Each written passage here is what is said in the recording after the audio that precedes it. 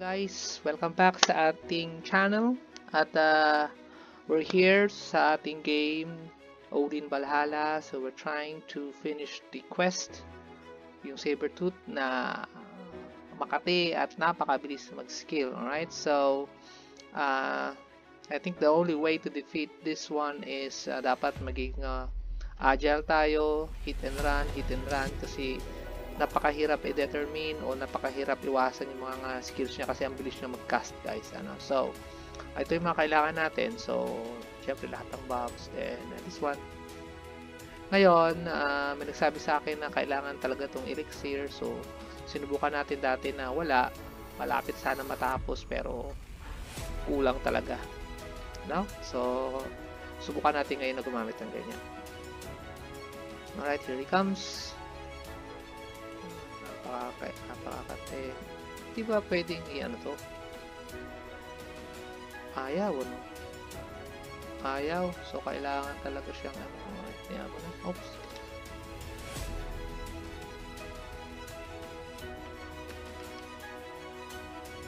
Oh, kasya ka agad, di ba? Kita niyo yun?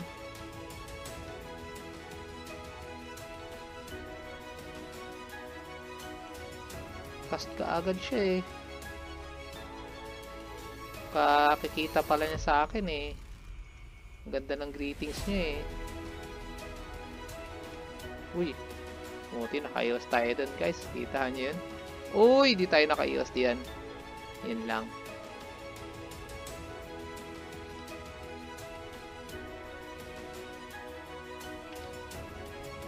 Ayan, hindi siya masyadong nakakabawas itong curse na to. Tsaka hindi mo talaga siya maiwasan kasi pabilog siya. Yun ang masakit yan kasi ang bilis siya i-cast.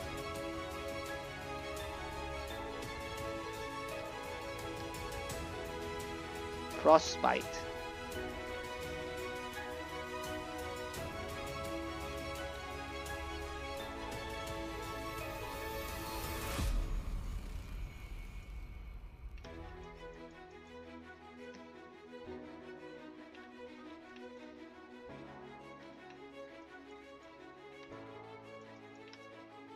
Yun.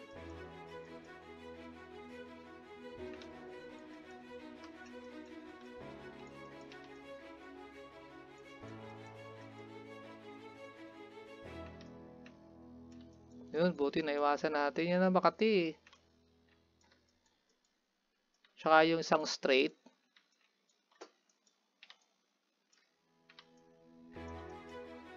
Ako, bab pa.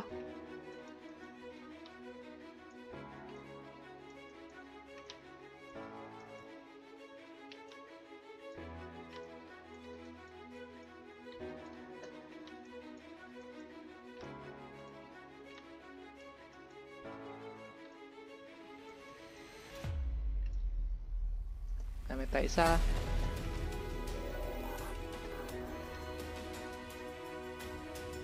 Yun lang, tinamaan tayo, guys. Yun lang.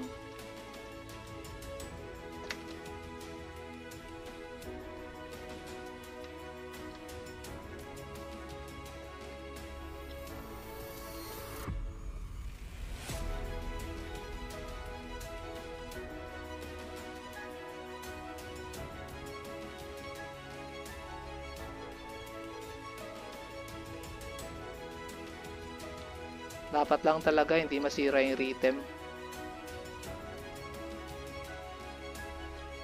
Ayun, tinamaan na naman tayo. Aray.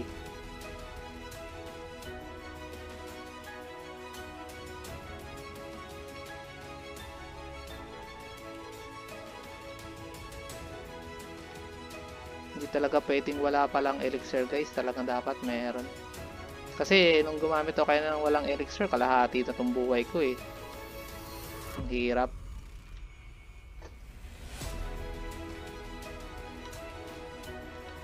Skill na.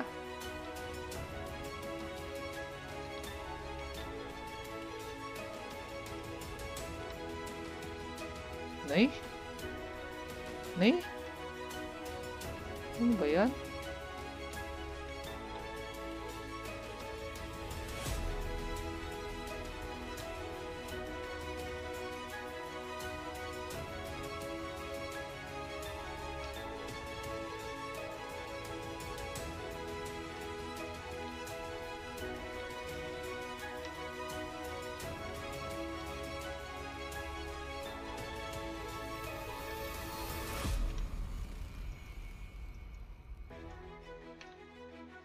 Na, yun, buti hindi tayo na-ice doon.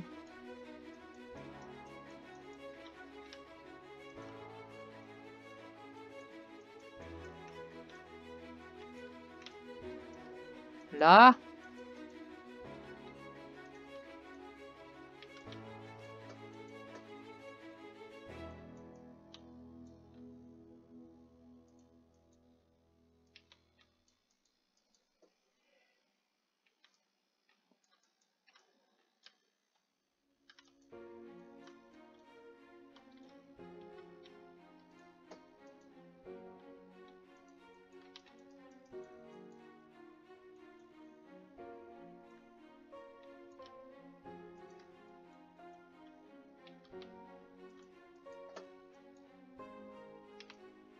Nay!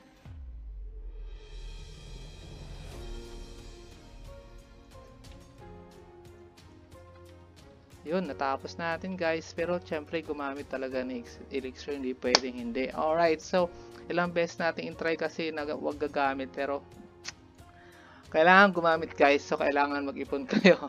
Pero na siguro kung mataas na yung ano nyo talaga. Yung stats ninyo. Alright, so yun nga sana ang gusto kong i-video yung sana ano. So kasi 21 na to, so iniisip ko baka kaya na, pero well, at least natapos natin. Alright, so ganun talaga ang buhay. Well done daw, sabi niya. Nako, ang gastos.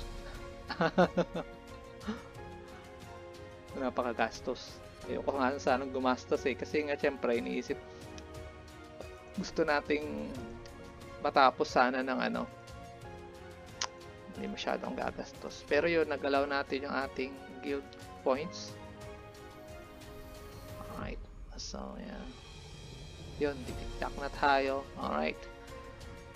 So yun guys, mabilis siya mag-cast. So kailangan ang tawag dito, maiwasan mo yung mga skills niya. Kasi talagang kung nakita niya naman kanina, napakabilis. Well, depende pa rin. Minsan may mga time na hindi siya masyado mabilis mag-cast. Pero stay as close as possible to him para pagka-amba na siya or makahit ka na ng 1-2, move ka ng sideways kung sanay ka sa kaliwa o sa kanan, tapos 1-2, tapos ikot ka naman, yun ay normal 1-2, no? Then pagka skill, 1 cast ng skill, tapos ikot ulit, 1 cast ng skill, ikot ulit, para lang makasave ka. Ngayon, kailangan mo kasi yung elixir kasi pag lumampas ka na ng 5 minutes, mas makati na siya, halos nagdo-double na yung damage niya. So, pag ganun na, hindi ka makakasurvive kung wala kang elixir. Alright? So, kailangan talaga may elixir ka. So, yun yung sagot sa mga problema ng buong mundo ngayon. Joke. Yun yung sagot sa problema. Alright? So, update pala guys, kasi nakuha ko doon sa aking healer. Medyo swerte siya sa imprinting kasi sa una pa lang nakuha niya kaagad HP, then HP rito, then MP, tapos HP ulit. Napaganda.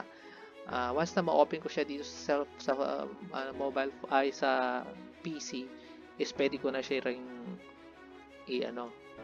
gawan ng mga videos dito sa ating channel. For now kasi nasa cellphone pa lang siya. So ewan ko ba bakit nag-error dito sa phone, sa cellphone, sa PC ko, sinasabi na unregistered daw yung aking Gmail.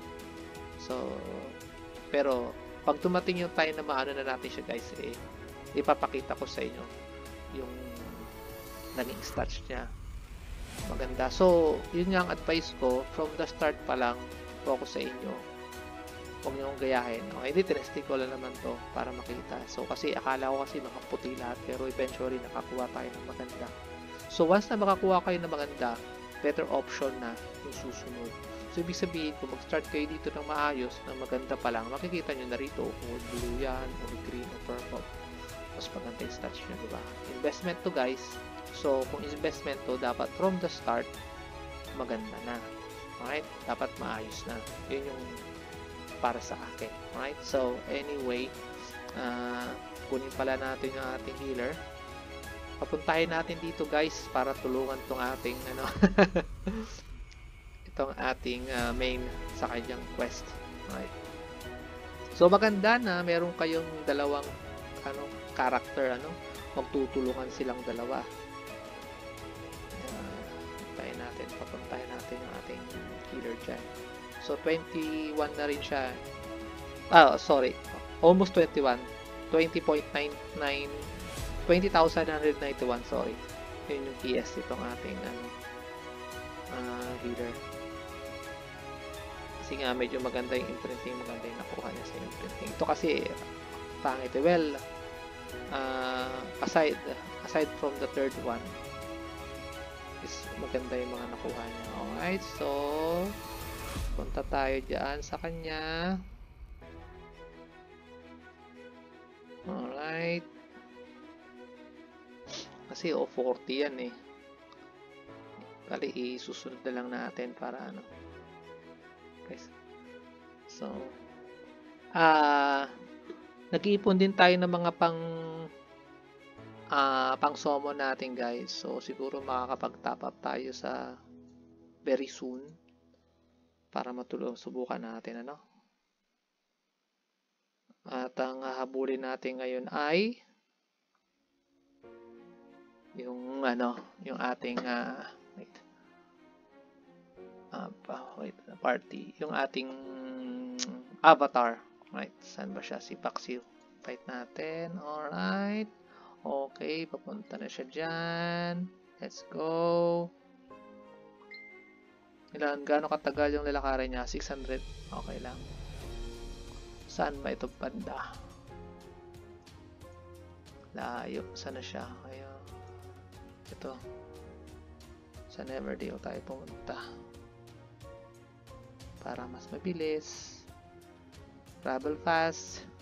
Alright. Diyan na siya. She's coming. Alright, let's go. Alright, ayan. So yun, at least makakatulong yung isa yung account. Kasi pagdating dito sa third map, medyo makakati na rin, tsaka makukunat na rin yung mga maps. So, maganda may kasama kayo. And besides that, kung healer yung kasama nyo, syempre makakatipid kayo sa pots. Oo nga pala, yung set natin masyadong malaki kasi nakaset siya sa boss eh. Ayan na siya. So, ayun, diba?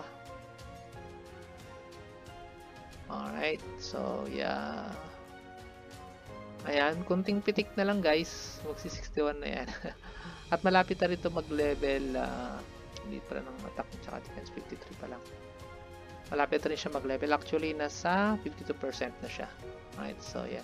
Okay guys, hanggang doon na lang tayo siguro. At next time is sana abangan nyo uli yung mga susunod nating video dito sa ating game na Odin Valhalla. So, next week din i-video natin yung ating guild dungeon. Sinubukan natin kanina, nag-guild dungeon kami kasi Sunday na, pero unfortunately is kukunti yung nakapunta at saka yung iba is kasasali pa lang sa guild. So in here sa game na to dapat 7 days kang nakastay sa guild bago ka makasama sa guild dungeon. So siguro mga 4 ata yung 5 wala pa hindi pa siya makasama kasi katulad ditong healer natin, hindi pa siya makasama guys kasi nakuha natin siya noong, hindi ako nagkakamali, Tuesday.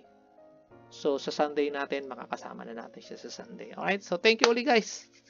Till next time and have a great day. See you on the next video. Peace out. Peace. Alright, take it easy guys. Okay, bye bye.